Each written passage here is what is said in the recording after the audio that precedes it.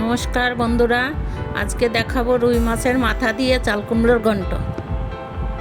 চাল কুমড়োটা কুচি কুচি করে কেটে নিলাম, তার সাথে কাঁচা লঙ্কাটা ছিঁড়ে নিলাম, যেটা ভেজে বেটে নেব। হলুদ লবণ দিয়ে মাছের মাথাটা মাখিয়ে নেব। এবার কড়াইতে তেল দেবো, মাছের মাথাটা ভেজে নেব।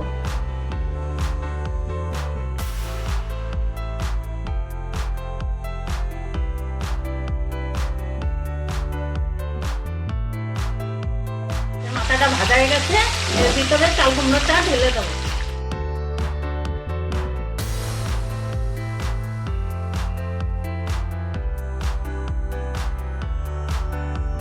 আস্তে আস্তে মাথাগুলো ভেঙে দেবো।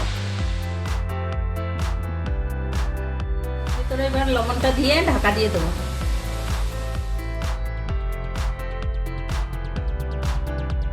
সিদ্ধ হয়ে গেছে, এবার হলুদটা দিয়ে দেবো।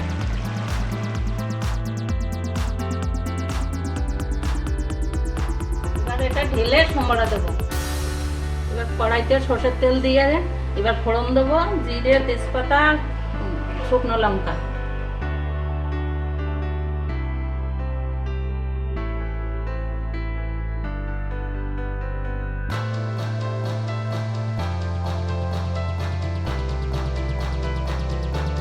চাল কুমড়ো আর মাছের মাথাটা ঢেলে দেবো।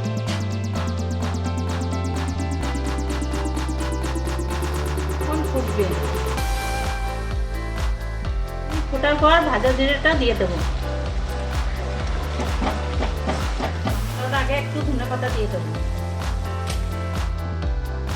এর মধ্যে এবার একটু চালের গুঁড়ো দেবো।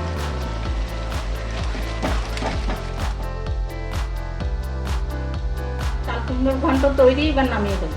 আজকে আমার চাল কুমড়োর ঘন্ট তৈরি হয়ে গেছে। অবশ্যই জানাবেন কেমন লাগলো।